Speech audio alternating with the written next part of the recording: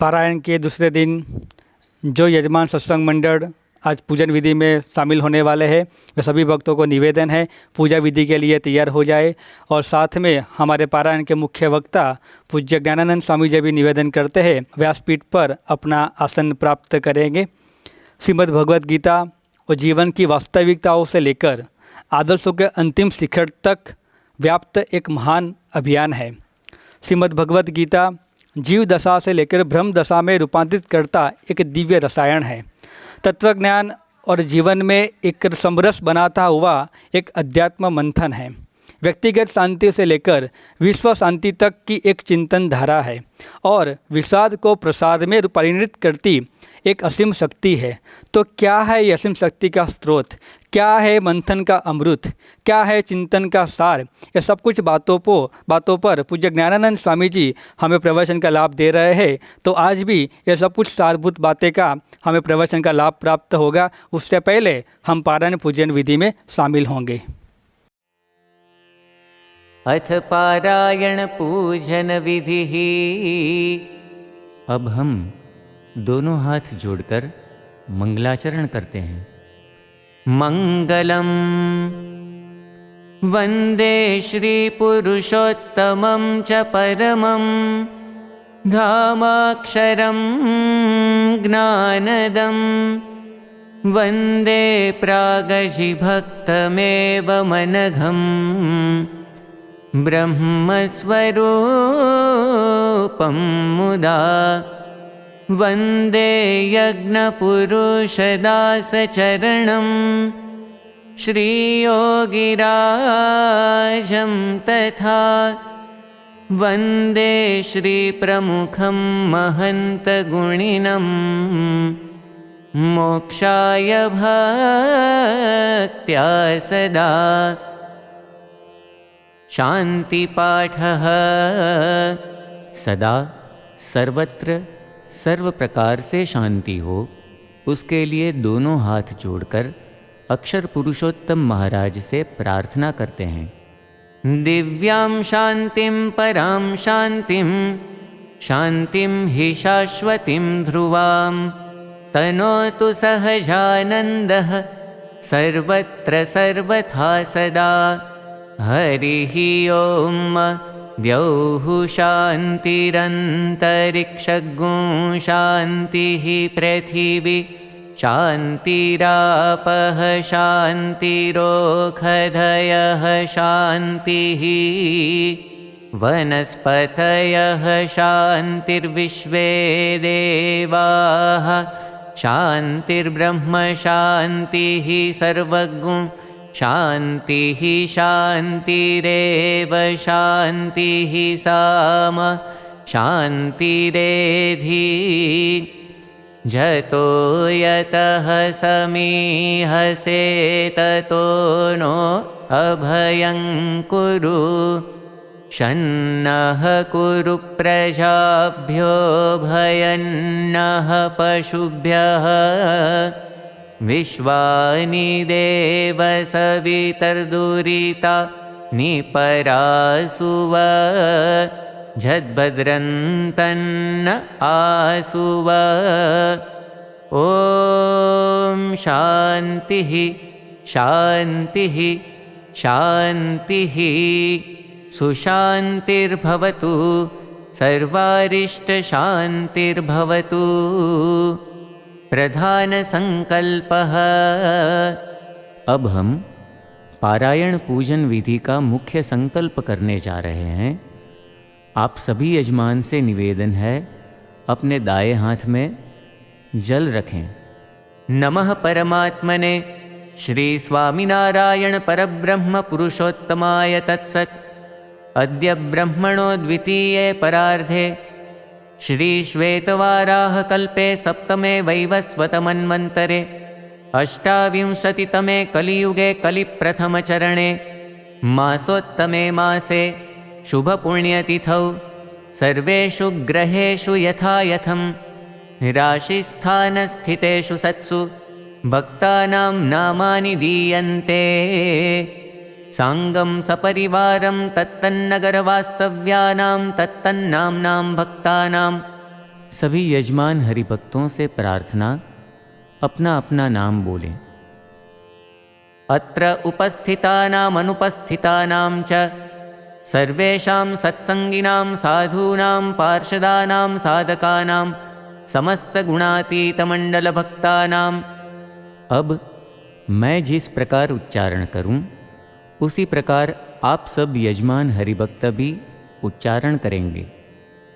धर्म, अर्थ, काम, मोक्ष, फल, प्राप्ति, अर्थम, अक्षर पुरुषोत्तम,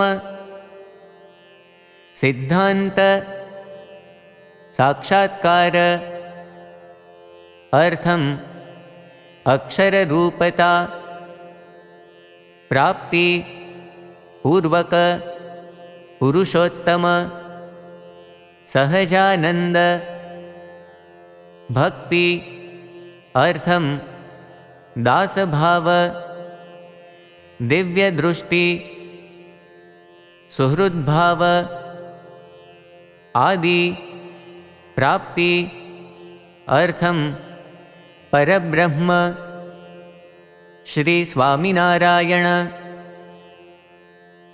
गुरुहरि, श्री प्रमुख स्वामी महाराज, प्रकट गुरुहरि, श्री महंत स्वामी महाराज,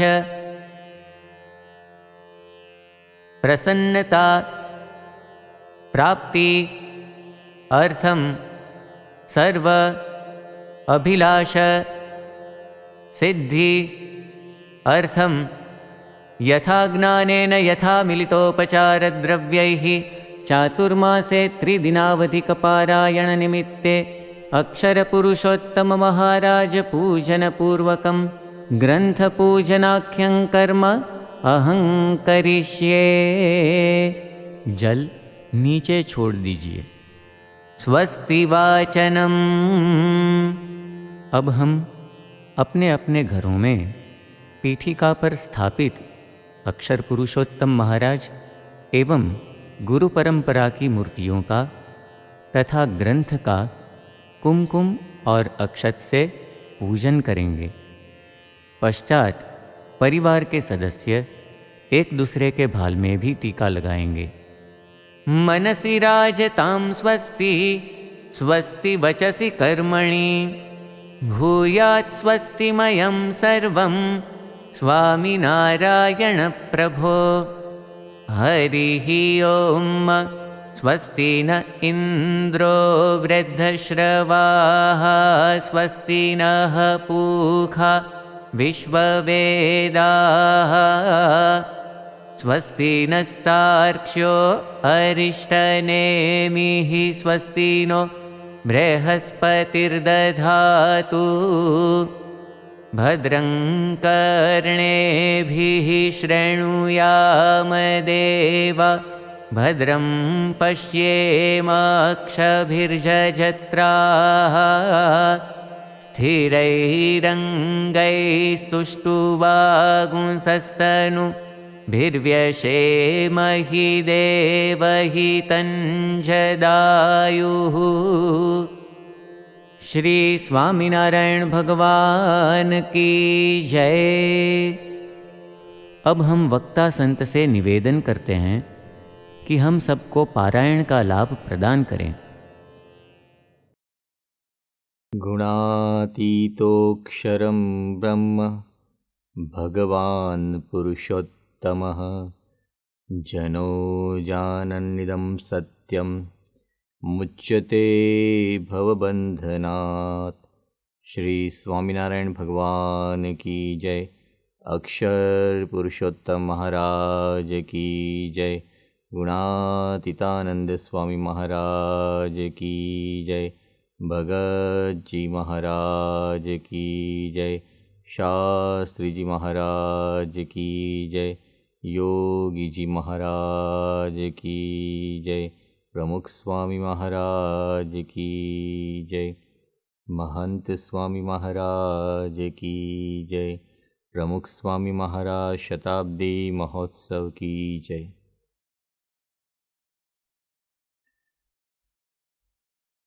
कल हमने जाना था कि यह संसार विषमताओं से भरा है, द्वंद्वों से भरा है, विपरीतता से भरा है। और जब इन विषमताओं के बीच हम पीसते रहते हैं, इन द्वंद्वों के साथ हम उलझते रहते हैं, तब हम हमेशा ही विचलित रहते हैं। तो इस द्वंद्व, विषमता, हताशा, निराशा, विचलन इत्यादि से दूर होने का कोई रास्ता है? कल हमने बताया था कि इसका उपाय श्रीमद् भगवद गीता में है, क्योंकि श्रीमद् भगवद गीता स्वयं भगवान कृष्ण ने कही है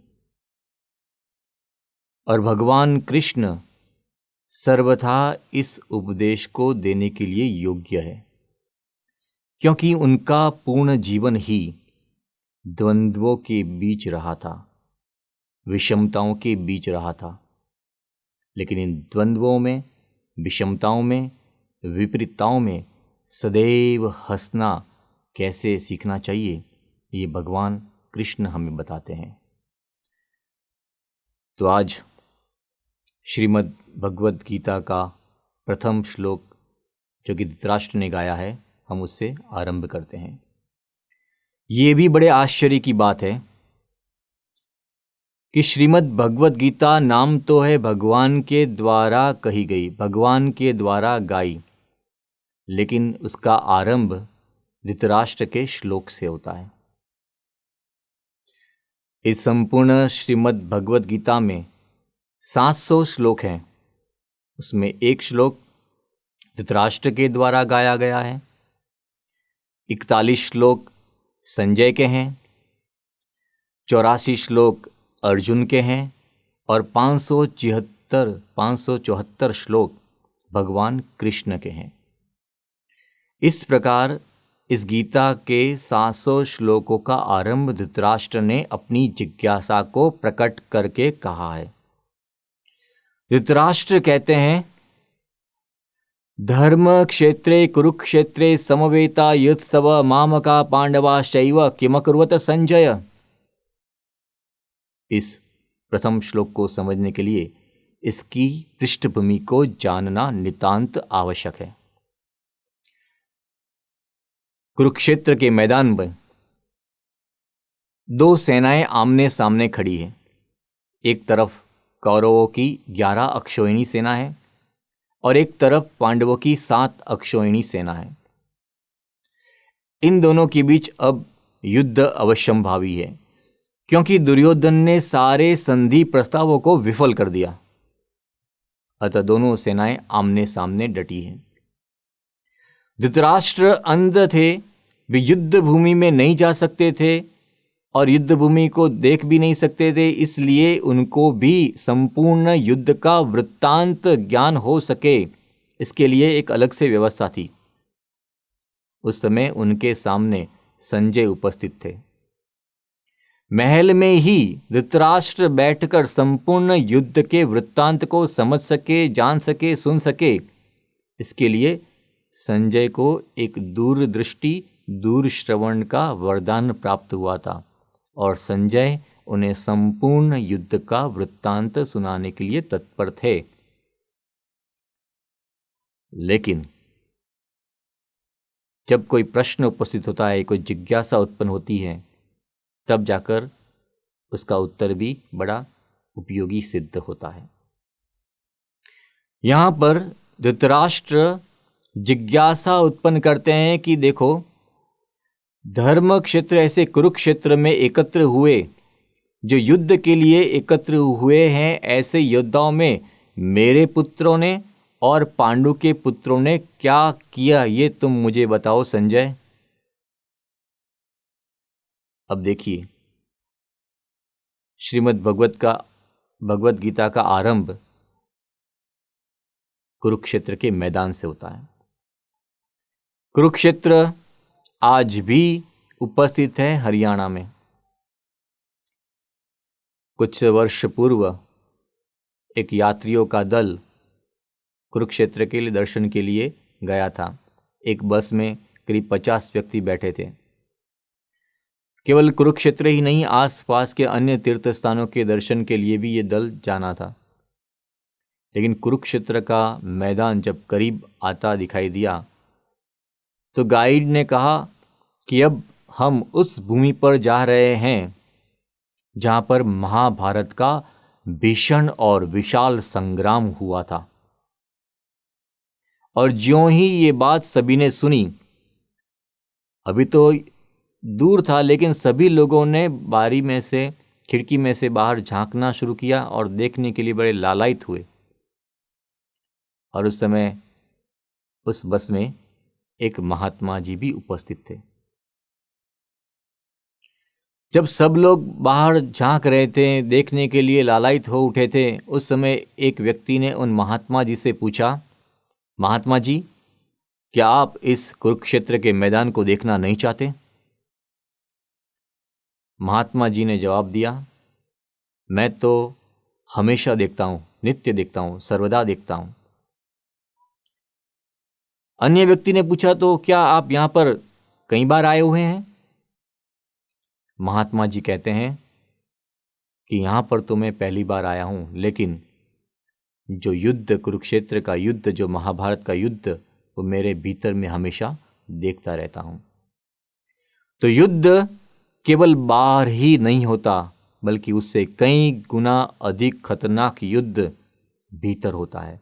और श्रीमद् भगवत गीता का तात्पर्य केवल बाह्य युद्ध के लिए ही समझा जाए तो यह उसकी पूर्ण महिमा नहीं है, किंतु उससे अनंत गुना अधिक श्रीमद् भगवत गीता की महिमा यह है कि वह आंतरिक युद्ध के शमन के लिए अपने आप को प्रस्तुत करती है।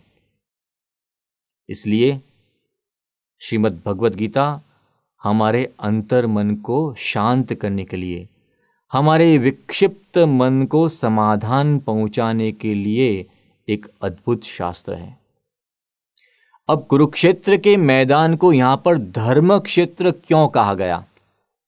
भगवान स्वामीनारायण भी वरताल प्रकरण के पहले वचनामृत में इस बात को स्पष्ट करते हैं कि इस युद्ध से पूर्व दोनों पक्षों में ये बात तय हुई थी कि इस मैदान में युद्ध हो, ताकि जो व्यक्ति विजयश्री प्राप्त करता है तो उसे धन और समृद्धि और राजश्री तो प्राप्त होगी ही, लेकिन अगर कोई योद्धा वीर गति को प्राप्त होता है तो उसे भी यहां पर स्वर्ग की प्राप्ति होगी। अर्थात ये ऐसा क्षेत्र था, ये ऐसी भूमि थी जो धर्म के कारण जिसकी प्राप्ति होने वाली थी, वैसी प्राप्ति यहां पर वीर गति प्राप्त करने वाले योद्धाओं को भी होने वाली थी। इसलिए इसका नाम धर्म क्षेत्र भी कहा गया है।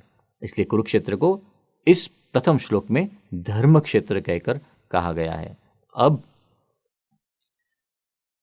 कई विचारक इस बात को भी स्पष्ट करते हैं कि जिस प्रकार से किसी भवन का निर्माण उसकी नींव पर निर्भर करता है, किसी बिल्डिंग के लिए उसका फाउंडेशन होना अत्यंत आवश्यक है, और जैसी नींव रहेगी वैसे ही उस भवन का निर्माण होगा। उस भवन की परिपक्वता उस नींव पर आधारित है। जैसी नींव वैसा भवन। श्रीमद् भगवत गीता जब 700 श्लोक तक चलती है, उसके बाद महाभारत का भीषण युद्ध होता है, लेकिन विचारक कहते हैं कि संपूर्ण युद्ध का बीज तो इस प्रथम श्लोक में ही आ गया था। कैसे इस प्रथम श्लोक में युद्ध का बीज है? क्योंकि धृतराष्ट्र इस श्लोक में यह बताते हैं कि संजय, उस युद्ध भूमि में मेरे पुत्रों ने और पांडु के पुत्रों ने क्या किया, ये तुम मुझे बताओ। मेरे पुत्र, पांडु के पुत्र। यद्यपि पांडु राजा और धृतराष्ट्र भाई थे, और पांडु राजा की मृत्यु होने के बाद जो पांडव थे, राजकुमार छोटे से थे, वे सभी धृतराष्ट्र के शरण में रहकर ही बड़े हुए थे। अतः धृतराष्ट्र उनके ही पालक पिता कहे जाएंगे। किंतु फिर भी धृतराष्ट्र के मन में यह निश्चित है कि ये अलग है और ये मेरे पुत्र अलग है, इसलिए इसे मामका नीति कहा जाता है। और जहां जहां पर मामका नीति होगी, यानी कि मेरा और तेरा होगा, वहां महाभारत का युद्ध अवश्यंभावी है। ये मामका नीति अगर किसी गांव में होती है तो गांव भी टूटता है, गांव में भी महाभारत होता है। अगर किसी जिला स्तरीय यह मामका नीति होगी तो जिला भी टूटेगा। अगर राज्य में होगी तो राज्य में भी महाभारत होगा। अगर देश में है तो देश में भी महाभारत होगा। जहां जहां पर यह मामका नीति होगी वहां पर निश्चित रूप से महाभारत होगा ही। कुछ वर्षों पूर्व की बात है, अहमदाबाद के एक विशाल श्रेष्ठ स्थान में एक बहुत बड़ा बंगला था। वहाँ पर एक परिवार रहता था, बड़े बुजुर्ग थे, उनके 2 पुत्र थे, बहुएं थी और उनके भी बालक थे। अब देखिए, इस घर में पैसे की कोई कमी नहीं थी। उद्योग धंधे बड़े चढ़े थे, चारों ओर समृद्धि थी। लेकिन एक बार जब छोटे बेटे के लड़के को नए स्कूल में एडमिशन दिलाने की बात आई, तब बुजुर्ग ने सभी परिवार के सदस्यों को एकत्र कर एक बात कही। उन्होंने कहा कि देखो, इस बड़े बेटे के बच्चे अंग्रेजी माध्यम में पढ़ाई करते हैं, तो अंग्रेजी माध्यम में पढ़ाई करने से हमारे संस्कारों को प्रोत्साहन नहीं मिलता, बल्कि हमारे संस्कार नष्ट होते जा रहे हैं। माता पिता से किस प्रकार से बातें करनी चाहिए, भगवान के आगे कैसे नमन करना चाहिए, तिलक करना चाहिए या ना करना चाहिए, ये सभी बातों का कोई प्रोत्साहन इनके स्कूल में नहीं मिलता है। अतः हमने सोचा कि अब ये छोटे बेटे के लड़के को अंग्रेजी माध्यम में एडमिशन न दिलाकर उसे गुजराती माध्यम में एडमिशन दिलाना चाहिए। और हमें ऐसे पढ़ाई करके कोई नौकरी तो ढूंढनी है नहीं, हमारा तो बहुत बड़ा कारोबार है। अब ये बात वहाँ पर बुजुर्ग ने समाप्त कर दी। अब छोटे भाई की पत्नी के मन में ये प्रश्न उपस्थित हुआ कि जो बड़े भाई साहब हैं, उनके बच्चे अंग्रेजी माध्यम में पढ़ें और मेरे बच्चे अंग्रेजी माध्यम में क्यों ना पढ़े। उसके बाद स्वाभाविक रूप से होता है, महिलाएं कहीं दूसरे के घर पे महिलाओं से बातें करती है और उसमें इस बात को विशेष संवेग और बल प्राप्त हुआ। अन्य महिलाओं ने भी उस देवरानी जी को समझाया कि आपके बड़े भाई साहब के बच्चे अंग्रेजी माध्यम में पढ़ेंगे तो लोग उनको पूछेंगे, उनका आदर सत्कार अधिक होगा, वे सबके सामने होशियार माने जाएंगे, और तुम्हारे बच्चे अगर गुजराती माध्यम में पढ़ेंगे तो कोई उन्हें पूछेगा तक नहीं, वे दब्बू किस्म के रह जाएंगे।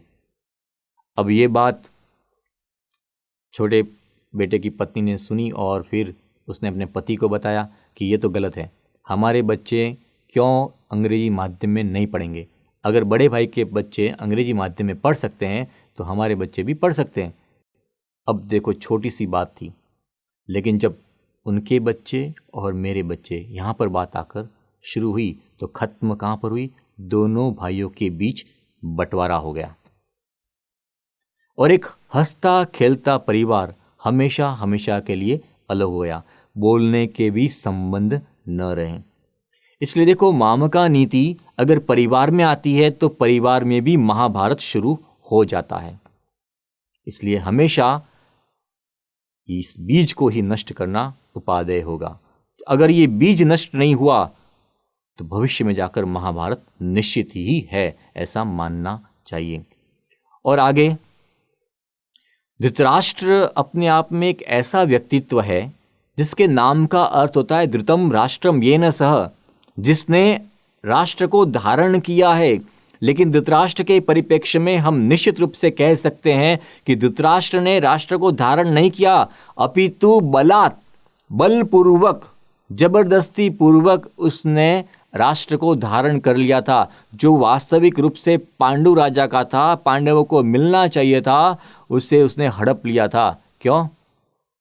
क्योंकि पुत्र प्रेम में वह मोह से ग्रस्त था। केवल आंख से कोई व्यक्ति अंधा हो तो इतना खतरनाक परिणाम नहीं लाता, उसका परिणाम इतना भयानक नहीं होता। लेकिन यदि मोह में कोई व्यक्ति अंधा हो जाए तो उसका परिणाम तो महाभारत ही होता है। ऐसा ही धृतराष्ट्र के साथ हुआ, क्योंकि धृतराष्ट्र जानते थे कि दुर्योधन बचपन से ही गलत दिशा में जा रहा है। धृतराष्ट्र ये भी जानते थे कि बाल्यावस्था में ही दुर्योधन हमेशा सोचता था कि ये भीम मुझसे बलशाली न हो जाए, इसलिए इसे किसी भी तरह से मिटाना होगा। और बचपन में एक दिन भीम को भोजन के लिए बुलाया और विष पान करवा दिया। विष पान करने के बाद उसे नदी में डाल दिया। भगवान की कृपा से तो वह अधिक बलशाली होकर आया भीम, लेकिन दुर्योधन ने यह कार्य किया और इस कार्य का शांत अनुमोदन धृतराष्ट्र ने दिया था। धृतराष्ट्र सब कुछ जानते थे। केवल इतना ही नहीं, लाक्षागृह में पांचों भाइयों के साथ माता को भी जला देने की वारदात करने वाले दुर्योधन के बारे में धृतराष्ट्र संपूर्ण परिचित थे। और आग लगने के बाद मगरमच्छ के आंसू भी धृतराष्ट्र निकालते हैं। तो एक के बाद एक जब सभासदों ने यह निर्णय ले लिया कि अब संपूर्ण राज्यों को दो भागों में बांट दिया जाए, दो समान भागों में, एक भाग दुर्योधन कौरव पक्ष को प्राप्त हो जाए और दूसरा भाग पांडव पक्ष को प्राप्त हो जाए, उसके बाद भी दुर्योधन के मन में ये ईर्ष्या, ये मोहजाल, ये षड्यंत्र इतना अधिक आ चुका था कि उसने द्यूत क्रीड़ा करके, कपट करके, छल नीति का आश्रय करके पांडवों से राज्य का हरण कर लिया। केवल राज्य का हरण नहीं किया, 12 वर्ष तक पांडवों को निर्वासित करने के लिए बेवश कर दिया। और उसके बाद 1 वर्ष का अज्ञातवास भी। इतना होने के बाद पुनः जब श्री कृष्ण भगवान संधि प्रस्ताव लेकर आते और कहते हैं दुर्योधन को, दुर्योधन हम और कुछ नहीं चाहते, केवल 5 गांव चाहते हैं, तुम दे दो और ये युद्ध की विभीषिका टल जाएगी।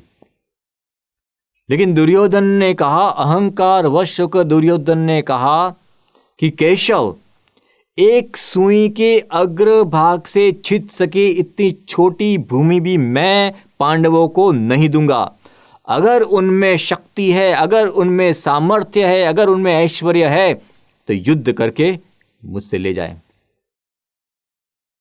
भगवान कृष्ण ने पुनः एक बार दुर्योधन को समझाया, दुर्योधन कहीं तुम्हारे इस हठाग्रह के कारण संपूर्ण कौरव पक्ष और पांडव पक्ष नष्ट न हो जाए। लेकिन दुर्योधन नहीं माना। दुर्योधन तो स्वयं कृष्ण भगवान को पकड़ने के लिए उद्यत हुआ था, लेकिन भगवान कहाँ किसके वश में आते हैं। तो दुर्योधन एक के बाद एक गलती करता गया। और कैसी गलती, अगर इस सती की चरम सीमा तो तब थी कि जब उसने कुलवधु द्रौपदी के वस्त्र हरण करने की आज्ञा दुशासन को दे दी। उस समय भी धृतराष्ट्र वहां पर उपस्थित थे। न केवल धृतराष्ट्र बल्कि बड़े बड़े कौरव पक्ष के योद्धा थे, पितामह थे, गुरु थे, सब कुछ थे, लेकिन किसी ने भी इस कर्म से दुर्योधन को निर्वासित नहीं किया। धृतराष्ट्र इस प्रकार से पुत्र प्रेम में मोहांध थे। और बालकों को जो सबसे मुख्य बात होती है संस्कार देने की, उस बात से ही धृतराष्ट्र विरक्त हुए थे। आज भी ये श्लोक हमें प्रेरणा देता है कि अगर माता पिता बालकों की परवरिश में, बालकों को अगर संस्कार नहीं देते हैं तो कैसे दुर्दैव, कैसे बुरे दिन सबको देखने को मिलते हैं। क्या किसी माता पिता ने ऐसा सोचा कि मेरे यहाँ दुर्योधन जैसा पुत्र प्राप्त हो? क्या कभी कोई ऐसी इच्छा रखता है कि मेरे यहाँ पर रावण उत्पन्न हो? क्या कभी किसी माता पिता ने यह सोचा कि मेरे गर्भ से कोई कंस उत्पन्न हो? क्या कोई माता पिता ऐसा कहते हैं कि हमारे यहां पर तो हिटलर उत्पन्न होना चाहिए? किसी भी माता पिता की यह इच्छा नहीं होती कि हमारे यहां पर ऐसे लोग उत्पन्न हो जो समाज, राष्ट्र, देश के दुश्मन हो, संपूर्ण समाज को नष्ट करने के लिए आतुर हो। ऐसे पुत्रों की चाह कोई भी नहीं करता। फिर भी हर युग में ऐसे पुत्र होते हैं। क्यों ऐसे होते हैं? इसका एक बड़ा कारण यह है कि माता पिता उनको संस्कार देने से विरक्त हो जाते हैं। जहां उन्हें संस्कार देने चाहिए थे उस समय वे आंख बंद कर देते हैं। एक बार एक प्राथमिक विद्यालय की शिक्षिका थी। जब स्कूल से लौटी और घर में आकर निबंध चेक करने लगी। स्कूल में बच्चों से उन्होंने निबंध लिखवाए थे। निबंध का विषय था मैं क्या बनना चाहता हूँ।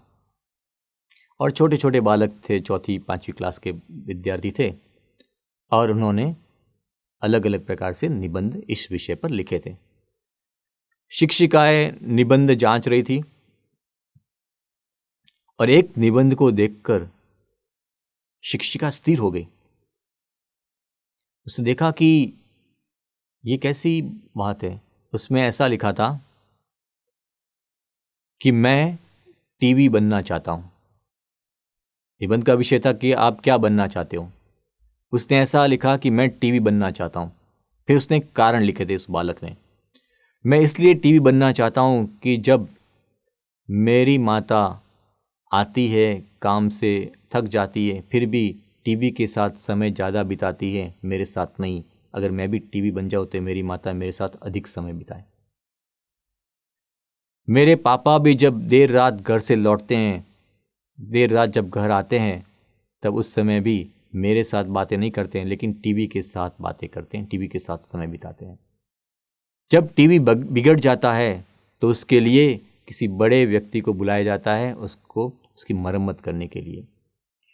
मेरा भाई भी टीवी के सामने अधिक समय बिताता है, मेरे साथ नहीं बिताता है। तो मैं अगर टीवी बन जाऊं तो मुझे सभी का प्रेम प्राप्त हो जाएगा। शिक्षिका के आंखों में से आंसू निकल रहे थे।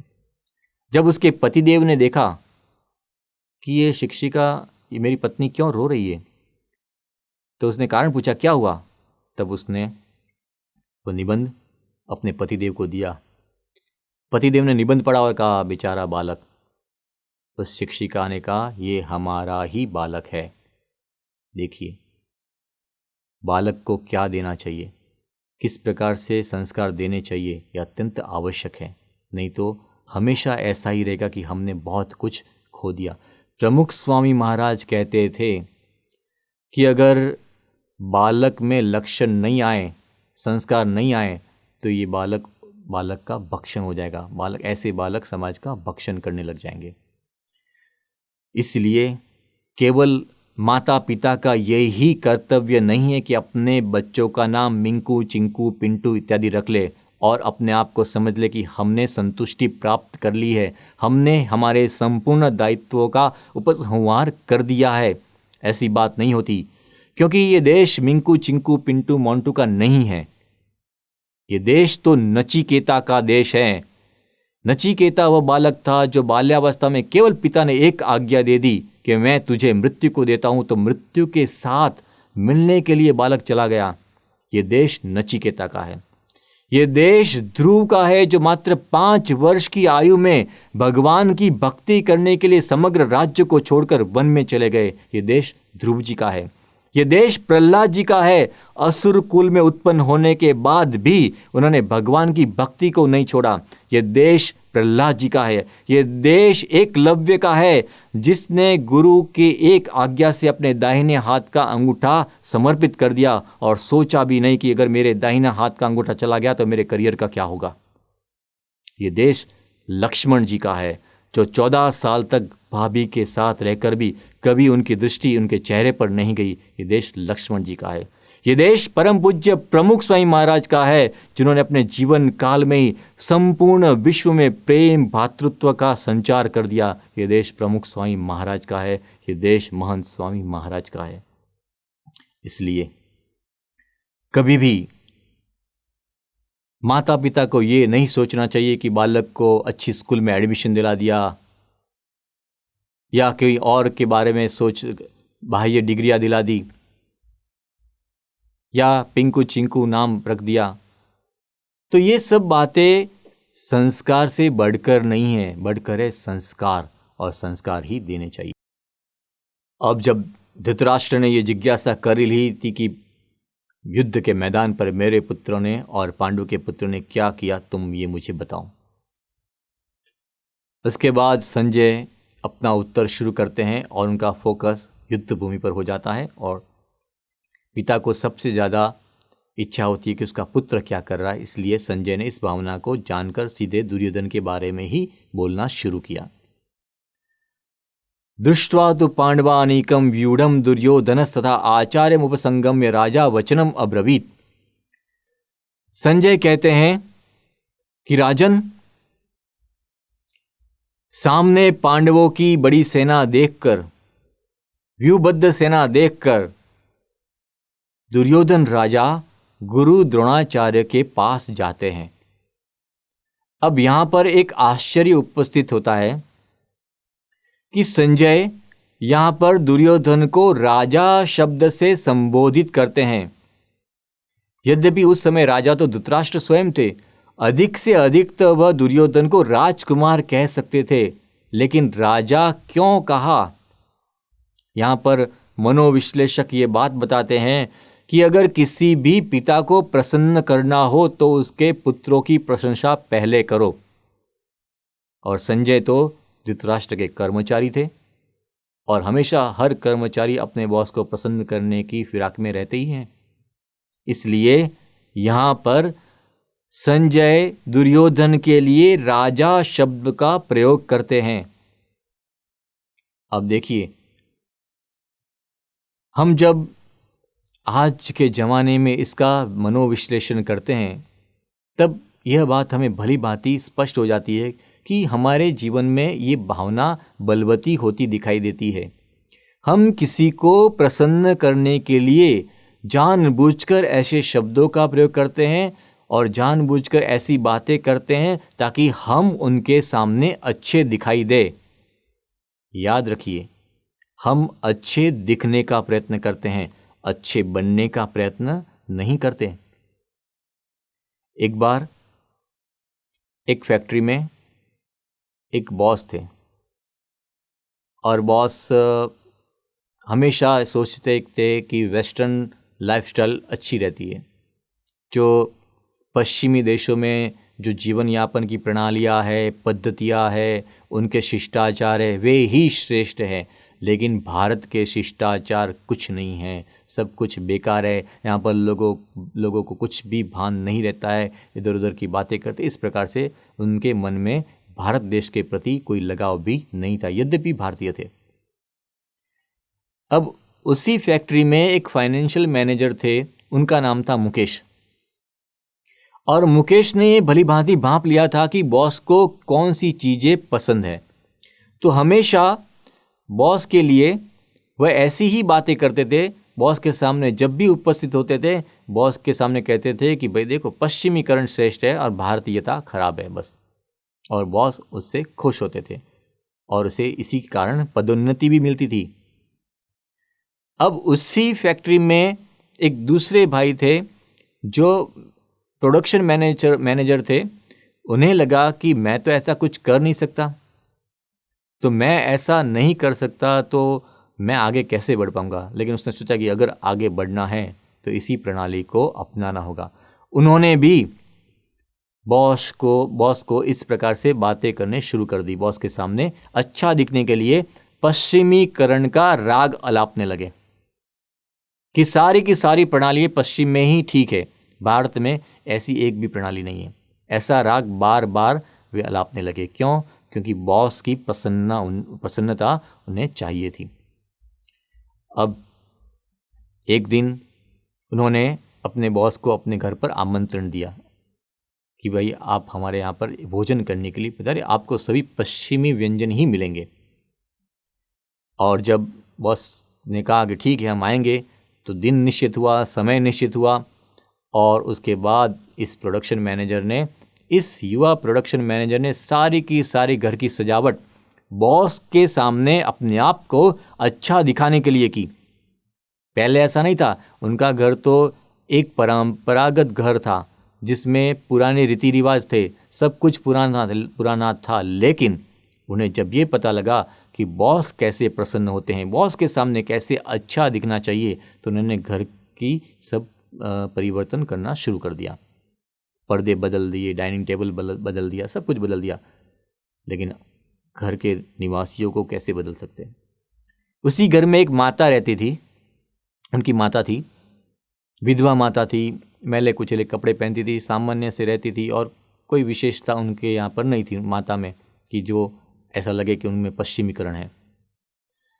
अब जब बॉस आने वाले थे, तब इन्होंने बताया, एक प्रोडक्शन मैनेजर ने अपनी माता को कहा, माता आज शाम को 7 बजे हमारे यहाँ पर हमारे बॉस पधारने वाले हैं भोजन लेने के लिए, लेकिन उस समय आपको इसी रूम में रहना है, बाहर नहीं निकलना है। जब तक बॉस चले ना जाए आप इसी रूम में रहिए। अब बॉस आए, इधर उधर की बातें होने लगी, भारतीयता को कोसने लगे, पश्चिमीकरण का राग अलापने लगे। ये सब बातें चल रही थी। अपने आप को अच्छा दिखने का प्रयत्न करने के लिए प्रोडक्शन मैनेजर सब कुछ अपनी जान झोंक रहे थे।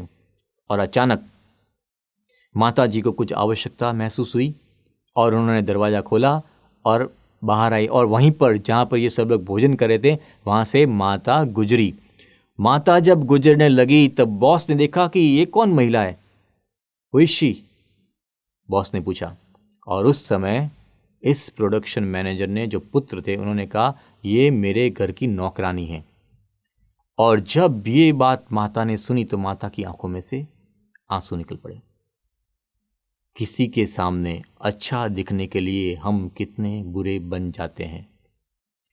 लेकिन यहाँ पर संजय भी धृतराष्ट्र के सामने अपने आप को अच्छा दिखाने के लिए, दुर्योधन के लिए भी वह राजा शब्द का प्रयोग करता है। अब आगे की बात सुनाते हुए संजय बताते हैं कि भाई आगे क्या हुआ। जब दुर्योधन गुरु द्रोणाचार्य के पास पहुंचे और उन्होंने सामने की सेना को देखी और द्रोणाचार्य के पास गए और क्या बोले, आगे के श्लोक में उन्होंने कहा, पश्यतान पांडुपुत्राणाम आचार्य महतीम चमूम व्यूढ़ाम द्रुपद पुत्रेण तव शिष्येण धीमता। दुर्योधन ने गुरु द्रोणाचार्य से कहा, आचार्य देखिए सामने बड़ी सेना दिखाई दे रही है आपको, वह पांडवों की सेना जो बड़ी है उसे द्रुपद के पुत्र धृष्टद्युम्न ने व्यूहबद्ध किया है। अब देखिए यहां पर भी असंगति हमें दिखाई देती है। क्यों दुर्योधन को अपनी सेना छोटी दिखाई देती है और सामने पांडवों की सेना बड़ी दिखाई देती है? यद्यपि पांडवों की सेना में तो केवल 7 अक्षौहिणी सेना थी और स्वयं की सेना में 11 अक्षौहिणी सेना थी, फिर भी उसे अपनी सेना कम दिखाई देती है। इसका क्या कारण था? कारण स्पष्ट था कि दुर्योधन जानता था कि मेरे पक्ष में पितामह, भीष्म, द्रोणाचार्य इत्यादि सभी है, लेकिन मन से मेरे साथ नहीं है। उनका मन तो पांडवों के साथ ही है। और ऐसी बात को लेकर द्रोणाचार्य को उकसाने के लिए वह स्वयं कहता है कि गुरुजी सामने देखिए बड़ी सेना व्यूहबद्ध खड़ी है, आप जागिए। ये उसके पीछे आशय था दुर्योधन का। और उसके बाद दुर्योधन ने आगे पांडवों की सेना में कौन कौन से महारथी हैं उनका नाम गिनाना शुरू किया। सबसे पहले शुरुआत, अत्र परमेश्वासा भीमा अर्जुन समायुधि युधानो विराटश्च द्रुपदश्च महारथः दुष्ट केतुश्चेकितान काशी राजस्य वीर्यवान पुरुजित कुंती भोजस्य शैब्यस्य नरपुंगव युधामन्युश्च विक्रांत उत्तम मोजास्य वीर्यवान सौभद्रो द्रौपदेयश्च सर्व एव महारथाः। उन्होंने सबसे पहले नाम गिनाया भीम का। दुर्योधन धृतराष्ट्र गुरु द्रोणाचार्य से कहते हैं कि सामने देखिए भीम है, भीम। उसके बाद अर्जुन है। क्यों भीम उसे दिखाई देता है बार बार? क्योंकि द्रौपदी के चीर हरण पर भीम ने ही ये भीषण प्रतिज्ञा की थी कि मैं इस दुर्योधन की जंगा को फाड़ कर मार डालूंगा। इसलिए सबसे पहले उसको भीम ही दिखाई दिया। उसने पहले भीम को देखा, अर्जुन को देखा, विराट राजा को देखा, सात्यकी को देखा, या यहां तक कि नई पीढ़ी के योद्धाओं को भी देखा। सुभद्रा पुत्र अभिमन्यु को भी देखा कि सामने अभिमन्यु भी है। द्रौपदी के 5 पुत्र भी है सामने की सेना में। इन सेना नायकों की गिनती की, लेकिन सबसे बड़ी बात, सबसे बड़ी अवगणना उसने भगवान की। इतने महायोद्धाओं के नाम गिनाए दुर्योधन ने, लेकिन उसे कहीं भी श्री कृष्ण का नाम नहीं लिया।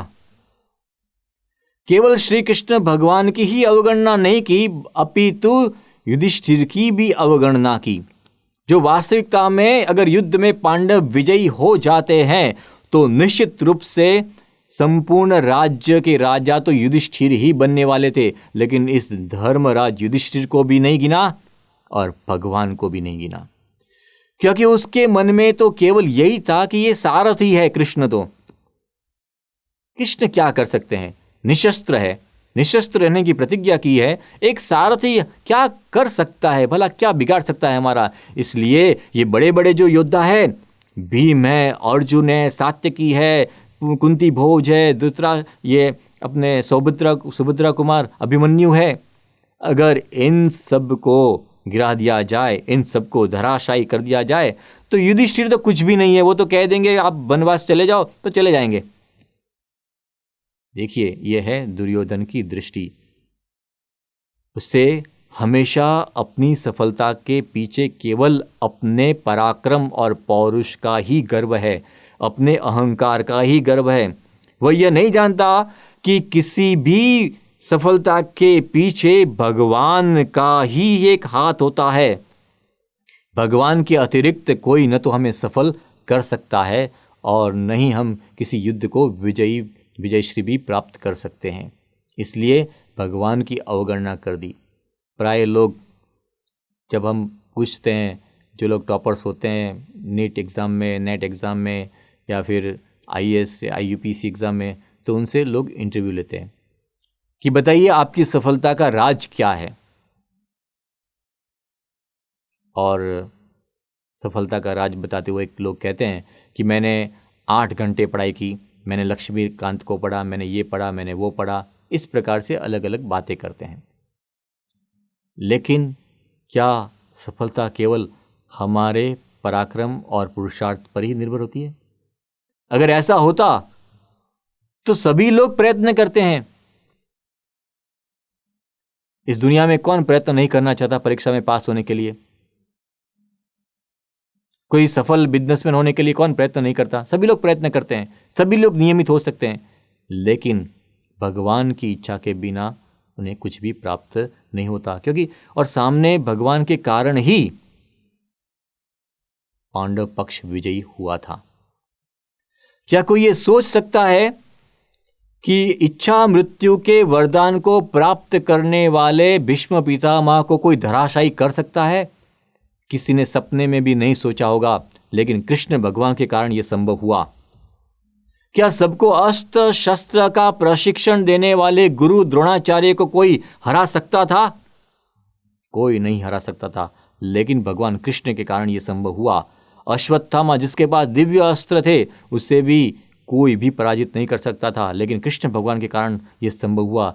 जयद्रथ हो या कर्ण हो और भी शकुनी जैसे कुटिल लोग हो, लेकिन ये सभी भगवान कृष्ण के कारण ही पराजित हुए थे। इसलिए पांडव पक्षों में विजय के लिए संपूर्ण उत्तरदायी तो भगवान कृष्ण थे, और ये दुर्योधन उनकी ही अवगणना करता है।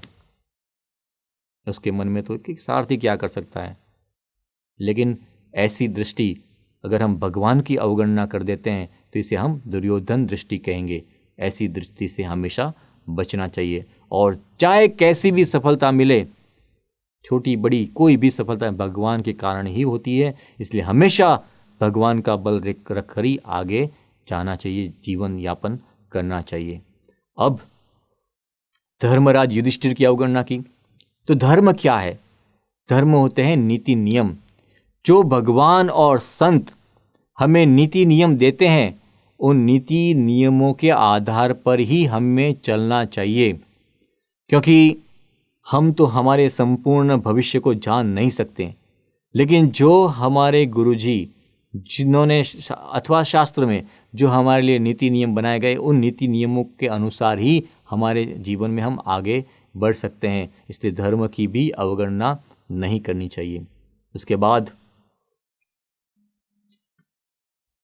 दुर्योधन आगे अपने सेना नायकों की भी बात करता है, लेकिन आगे बड़ी अद्भुत बात कर देता है मुख से। उसने कहा कि अन्यच बहवः शूरा मदर्थे त्यक्त जीविताः। सभी लोगों की बात गिनाई कि हमारे में आप जैसे हैं, भीष्म पितामह जैसे योद्धा है, कृपाचार्य है, कर्ण है, विकर्ण है, ये सभी है। और भी बहुत सारे शूरवीर योद्धा है जिन्होंने मेरे लिए अपने जीवन को छोड़ दिया है। अब यहाँ पर भी विचारक कहते हैं कि जो व्यक्ति युद्ध के मुख पर, युद्ध के मुहाने पर ऐसी बात करता है कि इन्होंने अपना जीवन छोड़ दिया है, तो वह पराजित ही होता है, कभी विजय श्री को प्राप्त नहीं कर सकता। यहाँ पर भी उसकी नकारात्मकता दिखाई देती है। लोग कहते हैं कि महाभारत के युद्ध का पराजय इस एक शब्द में है। उन्होंने पहले से ही कह दिया था कि हम सब मरने वाले हैं, त्यक्त जीविताः। लेकिन कभी भी किसी भी युद्ध में हम अगर हौसला छोड़ देते हैं तो पराजित ही होंगे। इसलिए युद्ध के मुख पर हमेशा आगे रहने के लिए हमेशा पॉजिटिव रहना चाहिए। प्रमुख स्वामी महाराज के गुरु योगी जी महाराज इस बात को भली भांति समझाते थे। हमेशा अच्छा देखने की कोशिश करनी चाहिए। अगर आपके सामने एक गिलास भरा हुआ है, उसमें आधा पानी है, आप इसे दो ढंग से देख सकते हैं कि आधा ग्लास खाली है और आधा भरा हुआ है। लेकिन योगी जी महाराज कहते थे कि हमेशा हमें तो यही दृष्टि रखनी चाहिए कि आधा भरा हुआ है। तो ये बात होती है जब हम किसी बड़े मुख पर जाते, बड़े युद्ध पर जा रहे हैं और सामने से ऐसी बात कर देते हैं कि हमने तो सब हमारे जीवन को छोड़ दिया और अब फिर युद्ध करने के लिए जीतेंगे, तो ये संभव नहीं होता है। इसलिए युद्ध के मुख पर तो हमेशा पॉजिटिव बात करनी चाहिए। जब कोई व्यक्ति, कोई विद्यार्थी परीक्षा देने के लिए जाता है और कहता है परीक्षा में कदाचित कुछ अगर प्रश्न ऐसा आया तो मैं नहीं लिख पाऊंगा, तो निश्चित ही उसके परीक्षा में अंक भी कट जाएंगे। फिर आगे एक और बात ये बता देता है दुर्योधन कि अपर्याप्तम तद अस्माकम बलम। अगर सामने पांडवों की तुलना में हमारे बल को मैं देखता हूं तो हमारा बल मुझे अपर्याप्त अनुभव होता है। अब ये कैसी विडंबना है कि 11 अक्षौहिणी सेना का मालिक सामने 7 अक्षौहिणी सेना को देखकर ऐसा कहता कि हमारा बल तो अपर्याप्त है, और सामने जो भीम से अभिरक्षित सेना है उसका बल तो पर्याप्त है। ऐसा कैसे संभव हो सकता है कि उसे अपनी सेना ही अपर्याप्त लग रही है? इसका कारण यह हो सकता है कि जब अधर्म का साथ होता है तो चाहे कैसे ही अहंकारवश होकर, सत्ता के नशे में चूर होकर लोगों को दबाया हो, धमकाया हो, लोगों को, सज्जनों को, साधुजनों को प्रताड़ित किया हो, लेकिन उसके हृदय में ये बात तो निश्चित ही चिपक जाती है कि मैंने ये सब अधर्म किया है। और अधर्म कभी भी व्यक्ति का पीछा नहीं छोड़ता है। और यही बात है कि अधर्म के आधार पर बड़ा हुआ ये दुर्योधन अपने आप को अपर्याप्त अनुभव करता है। इसलिए युद्ध के मुख पर प्रारंभ में ऐसी बात हुई, आगे की बात हम कल देखेंगे। श्री स्वामीनारायण भगवान की जय। स्वामी नारायण नारायण नारायण, स्वामी नारायण नारायण नारायण, स्वामी नारायण स्वामी नारायण, स्वामी नारायण स्वामी नारायण, स्वामी नारायण नारायण नारायण स्वामी नारायण नारायण नारायण। गीता सार सुनते सुनते हम सबको एक अनुभव हो रहा है कि सच में गीता मानव जाति की सर्वोच्च संपत्ति है। हमारे जीवन के प्रत्येक प्रश्न का उत्तर श्रीमद् भगवत गीता में है। तो कल भी ये पारायण का अंतिम दिन है, तो कल भी हम सब अपने परिवार के साथ ये पारायण का लाभ लें और अपने मित्रों को भी ये पारायण का लाभ लेने के लिए प्रेरित करें। तो आइए अब सब हम यजमान भक्तों के साथ सभी भक्तों भगवान की आरती में सम्मिलित हो गए। सभी भक्त अपने घर पर दीप प्रागट्य करके भगवान की आरती का लाभ प्राप्त करें।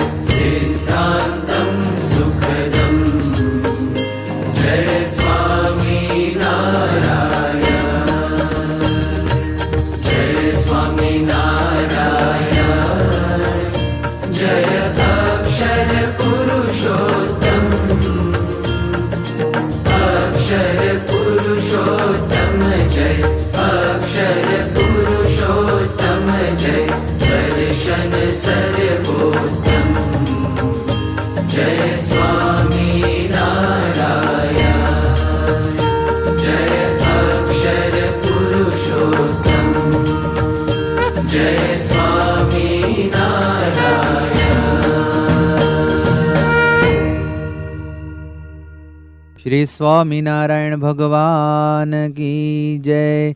अक्षर पुरुषोत्तम महाराज की जय। गुणातीतानंद स्वामी महाराज की जय। भगत जी महाराज की जय। शास्त्री जी महाराज की जय। योगी जी महाराज की जय। प्रमुख स्वामी महाराज की जय। महंत स्वामी महाराज की जय। प्रमुख स्वामी महाराज शताब्दी महोत्सव की जय। 2वें दिन की पारायण की पूर्णाहुति हम विदाई मंत्र और धीरे मंत्र से करेंगे। गुणातीतं गुरुं प्राप्य ब्रह्मरूपं निजात्मनः विभाव्य दासभावेन स्वामिनारायणं भजे। श्रीहरिं साक्षरं सर्वदेवेश्वरं भक्तिधर्मात्मजं दिव्यरूपं परं शान्तिदं मुक्तिदं कामदं कारणं स्वामिनारायणं नीलकण्ठं भजे श्रीहरिम्।